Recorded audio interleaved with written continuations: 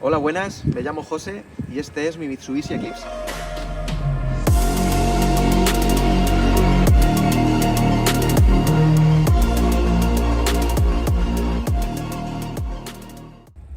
Esta unidad monta un motor 2000, 16 válvulas atmosférico, que es el 4G63. Y el 4G63 fue el motor que montó el Evo de la versión 1 a la versión 3 en el Mundial de Rallys. La primera curiosidad que os quiero contar es que mucha gente se piensa que este coche es 100% japonés. Este coche no es un JDM. Este coche es una asociación que tuvieron Chrysler y Mitsubishi a finales de los años 80, en la cual Mitsubishi quería entrar al mercado americano saltándose los aranceles a las importaciones japonesas. Y en este caso Chrysler puso una fábrica a Mitsubishi para que Mitsubishi pudiese fabricar en territorio americano ciertos modelos como eran el 3000 GT, el Eclipse y el Mitsubishi Starion, que es un modelo de los años también 80 más o menos. Y este coche tiene otros dos hermanos gemelos que montan el mismo chasis, que son el Eagle Talon y el Plymouth Laser, los cuales también había distintas motorizaciones, las cuales algunos tenían el motor Chrysler, es el 420A. En este caso esta era la más baja que llegó a Europa, pero luego había una versión que era de 220 caballos con motor 2000 por turbo, y luego había la otra versión que es la gama alta, que en este caso está muy cotizada, que es la versión GSX, que era una versión de 220 caballos con el 4G63, muy potenciable y que era con tracción a las 4 ruedas. Eso hoy en día está intocable, está carísimo. Este motor está considerado uno de los mejores 4 cilindros de la historia, ya que Mitsubishi lo estuvo produciendo desde los años 80 hasta finales del año 2004, que empezó produciéndose en el Galant y acabó en el Mitsubishi Eclipse de segunda generación. En este caso es este. El motivo por el cual acabé comprándome un Eclipse fue porque como muchos nos pasa, cuando éramos pequeños jugábamos a los juegos de coches y siempre había un coche favorito, ¿no? En este caso, el que a mí me gustaba mucho y el que casi siempre cogía era el Eclipse. Me gustaba mucho de los Mitsubishi en general, pero el Eclipse por estética era el modelo que más me gustaba. Así que ya cuando era más mayor y tenía posibilidades, estuve mirando para comprar uno. Después de una búsqueda bastante complicada, porque fue un modelo de los años 2000 muy maltratado en España, la gente le hacía auténticas virguerías, le ponían puertas de tijera, lo trucaban, luego no les hacían ni el cambio de aceite, hacían auténticas locuras. Después de ver 3, 4, 5 unidades, al final encontré una, pagando un precio un poquito más alto, pero era su primer dueño el que lo vendía. Entonces vi que todo estaba correcto, el coche estaba en un estado de conservación impoluto y me animé a comprarlo.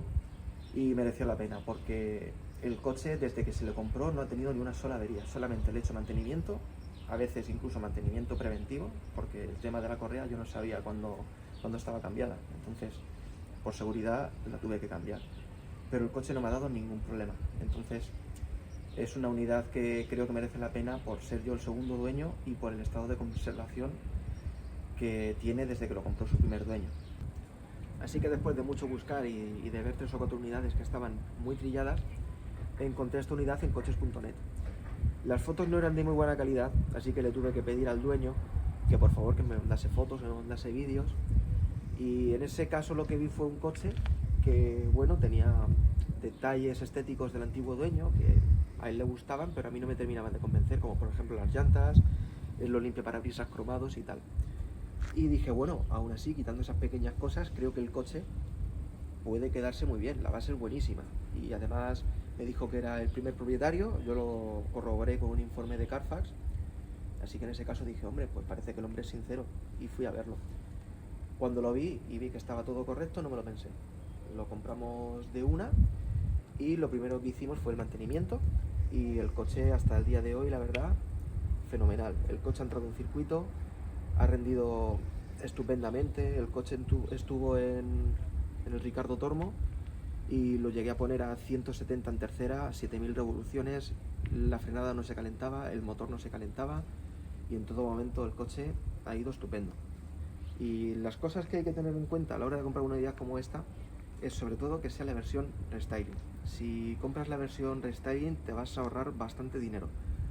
A día de hoy las piezas de la versión restyling, aparte de que son bastante caras de encontrar, son difíciles de encontrar sobre todo, porque por ejemplo ahora los alerones solo se venden en fibra de vidrio. Los paragolpes traseros estoy empezando yo a hacerlos en fibra de vidrio también, que es capaz la parte más difícil. Las taloneras también en fibra de vidrio y son dificilísimas de encontrar. Así que si tienes una versión que ya es la versión restyling, te vas a ahorrar bastante dinero buscando esas piezas, porque realmente el restyling es la versión más bonita de este coche.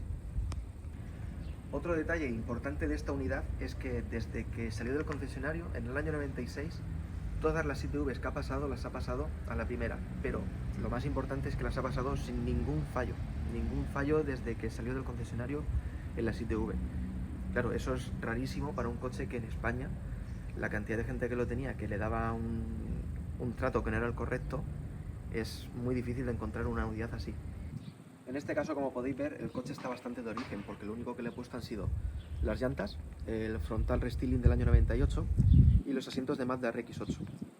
A lo largo de este año, en cuanto pueda, ya tengo en casa las taloneras de la versión restyling, el paragolpes trasero de la versión restyling y el alerón, que el coche, cuando se le acabe la estética, va a quedar brutal, y ya cuando acabe la estética ya me pondré a hacer el swap a GST, pero bueno, poco a poco.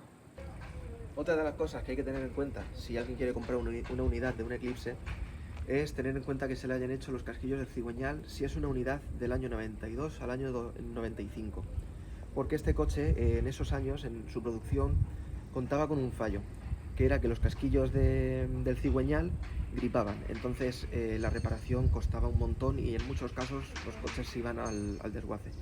Mitsubishi tuvo que sacar una campaña para solventar ese problema de los casquillos del cigüeñal, y a partir de finales del año 95 los que salen de fábrica ya no cuentan con ese fallo, pero es una cosa que hay que tener muy en cuenta.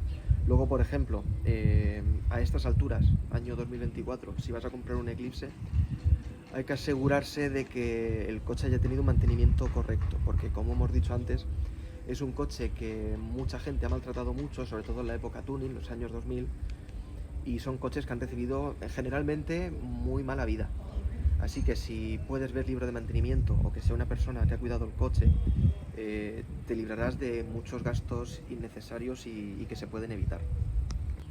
Respecto al mantenimiento, es un coche que no requiere mucho gasto en cuanto a mantener, porque es un coche muy normal en ese aspecto. El coche requiere cambio de aceite y filtro a su debido tiempo, y es muy importante que reviséis todos los retenes y la junta de la tapa de balancines, porque la junta de la tapa de balancines en coches con tantos años seguramente ya esté pulverizada y te esté perdiendo aceite por la junta de la tapa de balancines. Otra de las cosas a tener en cuenta es la distribución. La distribución de este coche es bastante compleja, entonces no lo puedes llevar a cualquier taller que no esté acostumbrado a tocar coches de este tipo. En este caso yo estuve buscando mucho antes de hacer la distribución y me estuvieron dando precios incluso de 1.500 euros para hacer la distribución, porque no se querían pillar los dedos. Y claro, te decían un precio a lo alto y escurrían el bulto. Hasta que al final encontré un taller aquí en Alicante de referencia, que toda la gente le lleva los Mitsubishi, los Evos, hace preparaciones. El tío es una máquina. Y al final, por un precio de 600 euros, más un par de cosas más que me hizo, el coche le hice la distribución y me quedé contento con el resultado. Pero tiene la particularidad de que tiene un contrarrotante, de que si no pones ese contrarrotante a ciertos grados, el coche se descompensa, y cuando vayas en autovía a 100, 120, el coche te va a vibrar como si se fuese a desarmar. Entonces hay que encontrar una persona que tenga muy buen tino a la hora de hacer la distribución. Respecto a frenos, pues tiene una frenada muy normal, no te van a costar muy caras las pastillas ni los discos. Y luego, en cuanto a consumos, pues el coche, si eres una persona de llevarlo alegre, yo que lo llevo a altas revoluciones siempre, que si no el coche se aperra, ¿no? A mí el coche me estará consumiendo 16 o 17 litros a los 100. Pero también, si le vas a pisar poco, es algo raro, ¿no? Porque comprarse un coche de estos y pensar en los consumos es como entrar a un McDonald's y pedir una ensalada. Así que, en este caso, el que se compre un coche de estos tiene que saber que el consumo siempre va a ser alto, porque sigue siendo, al fin y al cabo, un motor de los años 90, gasolina con un 2000 de cilindrada. Así que el coche va a consumir sí o sí. Los planes de futuro que tengo para este coche, lo más seguro es que lo pase a GST. Ya tengo mirado presupuesto con Farina, que es un preparador de referencia aquí en la comarca donde estamos, Y bueno, me ha dado presupuesto de cómo hacerlo con piezas reutilizadas y otro presupuesto con piezas, la mayoría, nuevas. Y digo la mayoría porque habrá piezas que ya nuevas para hacer el swap a GST no se podrán encontrar. Entonces, la intención es dejar el coche en 300 y poco caballos, con motor forjado. Pondré un buen autoblocante y también se pondrá frenada gorda. Habrá que poner frenada o de Evo 8 o de 3000 GT o de Mitsubishi Outlander. Ya lo iremos viendo según la disponibilidad de las piezas, pero es algo que iremos subiendo al canal y que yo mismo en Instagram también iré documentando de cómo va tomando forma todo el proceso. Pero lo que más difícil va a ser es el tema de la homologación. Quiero que todo lo que se le haga al coche, cuando esté todo acabado, cuando la guinda del pastel va a ser el tema de la homologación. Cuando ya esté todo homologado se podrá decir que el proyecto ya estará listo. Estará la estética solventada, que eso se va a quedar hecho este año, se le pondrá el tubo, se le bajará de suspensión con el pack restyling y luego nos pondremos manos a la obra con el tema del swap. Y ya os iremos comentando cómo va el tema, pero lo vamos a coger con bastantes ganas. Y anécdotas con el coche, pues tengo un montón. Hay mucha gente que cuando me paro en el semáforo baja la ventanilla y me dice: joder, qué guapo tienes el coche, guapísimo, es un coche que yo siempre he querido. Luego, por ejemplo, cuando me voy al lavadero, pues a lo mejor si voy 10 veces al lavadero, 7 veces acabo haciendo amigos con alguien porque se acerca a ver el coche, a curiosear, a que le enseñe el motor, a que le enseñe el interior y tal.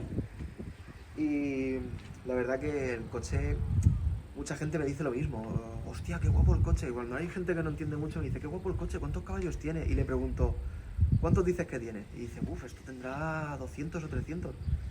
Y digo: no, el coche tiene 150 caballos, el coche no tiene más.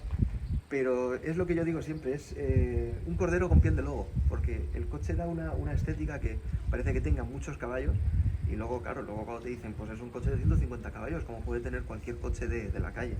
La gente se queda así como sorprendida. Luego también, pues me he llegado a encontrar, un día me encontré una nota en el parabrisas, estaba el coche en el garaje, fui a cogerlo, me encontré una nota en el parabrisas diciéndome: me encanta tu coche, soy el vecino de la plaza no sé qué, si estás interesado en vender el coche, llámame, te ofrezco X. Y no sé, son cosas que a mí me gustan, porque al fin y al cabo el coche, aparte de que me guste a mí, veo que le gusta a mucha gente y eso también llena muchísimo. Y al final es una pena que con todas las restricciones medioambientales que están habiendo hoy en día, es una pena que coches que causan sensaciones, es una pena que se los quieran quitar de en medio, porque este coche está perfectamente cuidado y no tiene problemas de nada. Y me están diciendo que porque ya no cumpla cierta normativa de emisiones el coche se tiene que ir al desguace. Y es una pena, porque al fin y al cabo es historia de la automoción, es un motor muy reconocido y causa muchas sensaciones a la gente. Y en este caso es una pena que este tipo de coches, ya sea el Eclipse o sean otros modelos, pero modelos que tienen cerca de 30 años y que siguen gustando a la gente, es una pena que se los quieran quitar de en medio. Muchas gracias por ver el vídeo hasta el final y si queréis seguir viendo actualizaciones sobre el coche, podéis suscribiros a este canal en el que vamos a subir todo el proceso de cambio del coche y también para un contenido más del día a día de pequeñas modificaciones y tal y mantenimientos podéis seguirme en Instagram, el cual sí que soy bastante activo y nada, espero que os haya gustado el contenido.